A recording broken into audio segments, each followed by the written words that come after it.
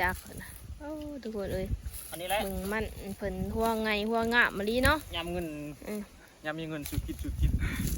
ยำเงินเมิดโอ้ มาเบิ่งสภาพต้น ต้องหาเงิน หาเงินนี่เนาะ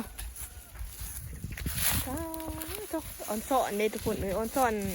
หัวมันบ่าวสุกนี่เนาะ อันนี้แหละมัน ราคามันปีนี้ก็สมควรอยู่เนาะทุกคน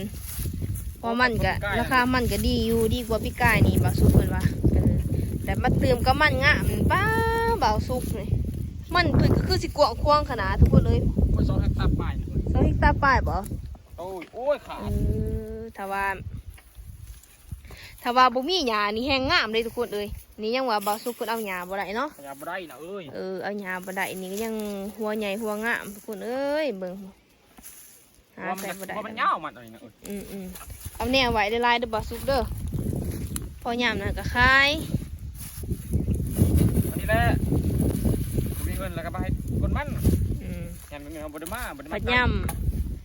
มไปเล่นหั่นนะบ่คิดใส่เด้เนาะ โอ้ย บ่คิดใส่แน่ว่าการหาเงินนี่มันยากสำใดนี่